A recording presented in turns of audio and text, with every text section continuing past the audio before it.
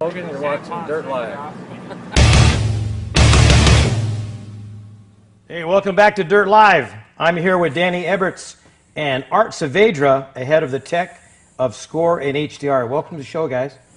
Thank you. Thank you. You know, Danny, let's tell a little history about you. You're a race driver. You're also a fabricator. You've been a crew chief. You were like Lucas, crew chief of the year for a couple years. Yeah, I won Mechanic of the Year 2010 for the Lucas Short Course Series. Prepped Class 1 cars for a long time and helped my brothers with their race cars. My dad's raced Desert for a long time.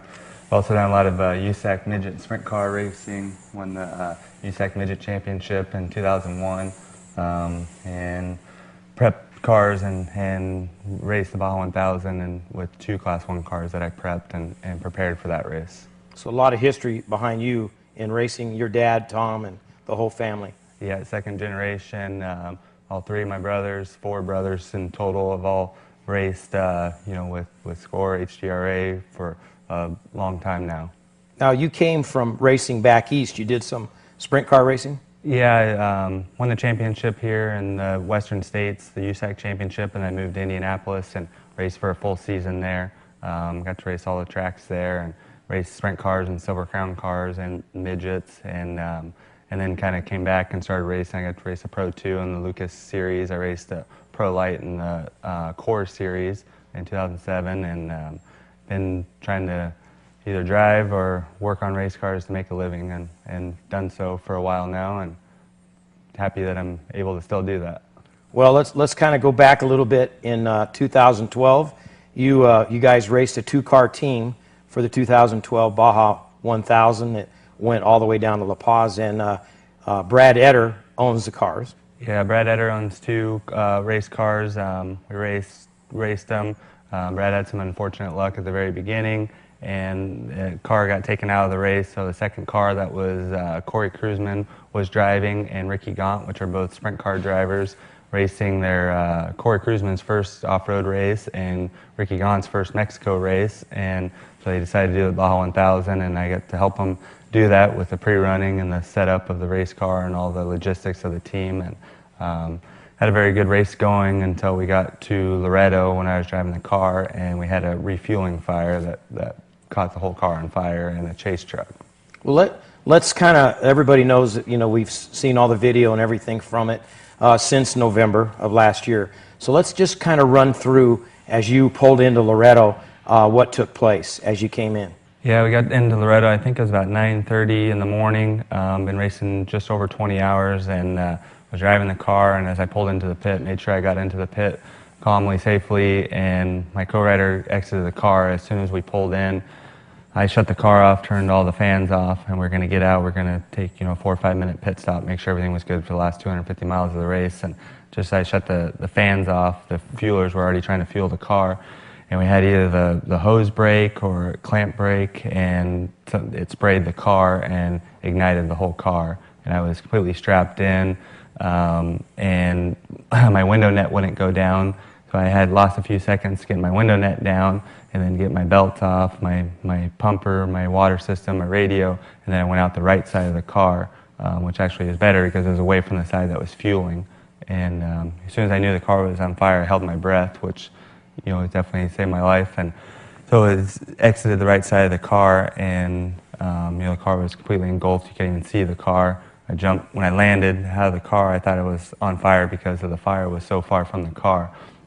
I was able to roll and get out of the fire, and then was able to get away from the car. Now I know people have watched the video. We'll show a little bit of it coming up here in a couple minutes. Again, they're actually watching it behind us, as you can see here, right there, Danny. The guy running around this was later on, I guess, when they came and moved stuff around with the tractor. But maybe we can play it back real quick. And the guy that we saw in the video, you can see right here. We'll watch this as it goes. You can kind of talk us through. You're already... Yeah, I'm still belted in right here and trying to get my belt undone. My cousin Robert was riding with me, and he got out, and he thought I was still in the car because he was on the left side, on the driver's side, waiting, trying to help me get out by spraying a fire extinguisher. But my net could not be able to go down on that side and went out the right side, and so he was trying to put the fire out, but we had multiple fire extinguishers there at the pit, but the fire was so big and so quickly that the fire extinguishers wouldn't do anything to the fire. Now, is there, let's kind of go over some safety. We've seen what happened.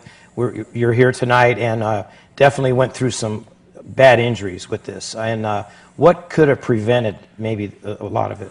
We've used fuel towers for a long time and tried to be really safe with them, and we don't know if we had a hose failure or a clamp failure, and it's still something we'll never know because of how burnt everything was. Since I was at home from the hospital 3 days, and I've already made ends to be able to pressure test all of our hoses, and so that's something I've suggested to other teams is to pressure test your hoses, pressure test your towers, check all the clamps, try to use double clamps on everything. Have obviously fire extinguishers there on site, in case something happens. If we had a few more teammates to be able to help, that we could have had someone maybe with a fire extinguisher as soon as it splashed to be able to spray it with a fire extinguisher, might have kept it from igniting.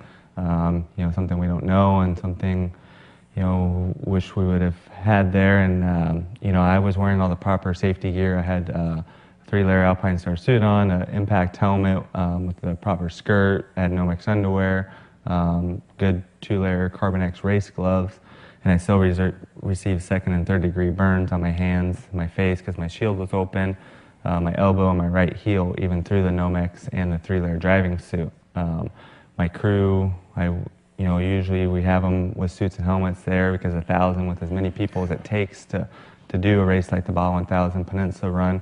Didn't have suits and helmets, and so unfortunately one of my crew members got burnt a lot worse than me, and he's doing well and making a recovery now, but something that I wish all teams would learn from and have all their crew guys in fire suits and helmets, whether they're doing fueling or if they're just near the car, because it was a guy that was pulling a tire off that got burnt the worst.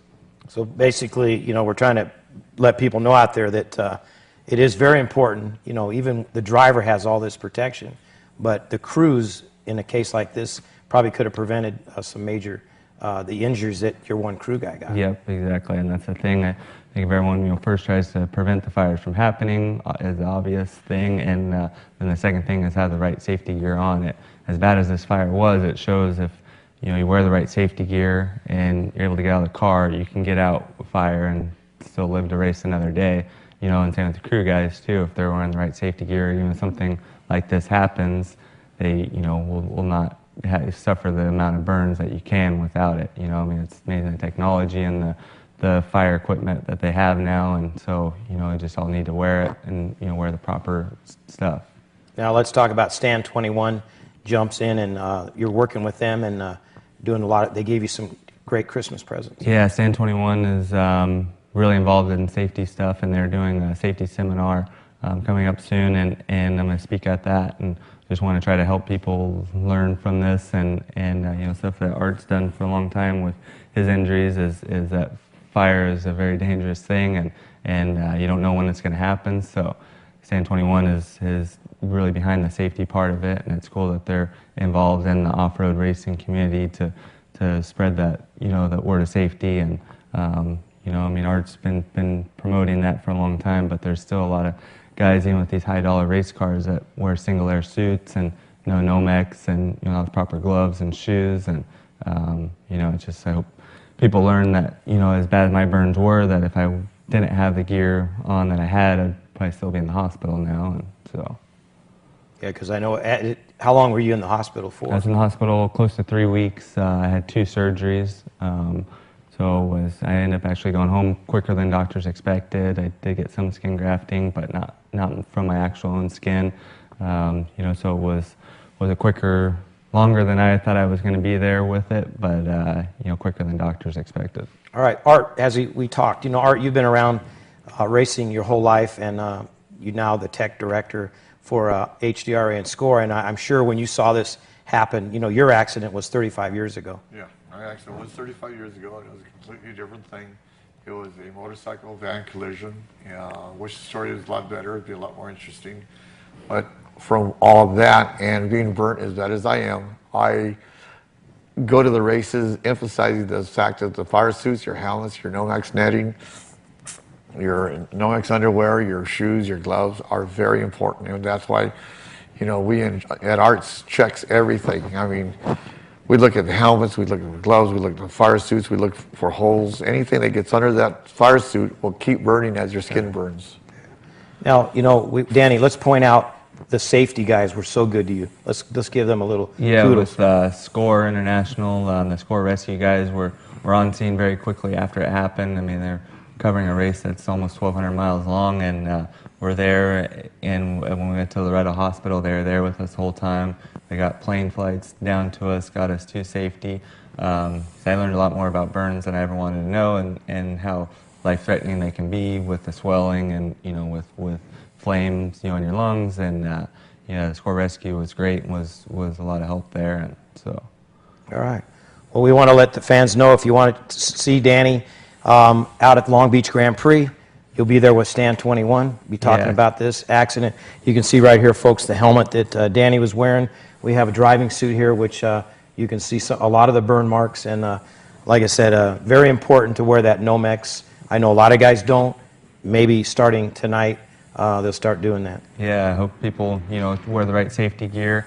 You know, sports companies that support off-road too, and you know, and then something too that, you know, not a whole lot of people talk about with fire safety is holding your breath, as you know, when you know you're on fire, to exit the car, truck on the opposite side of where the fueling is, to try to get away from the fuel.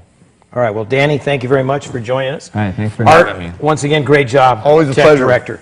Hey, we're going to go to commercial. When we come back here at Dirt Live, we're going to have an interview with Bryce Menzie we did in Jean, Nevada last Saturday. We'll be right back. Dirt Live, promoting racers one interview at a time.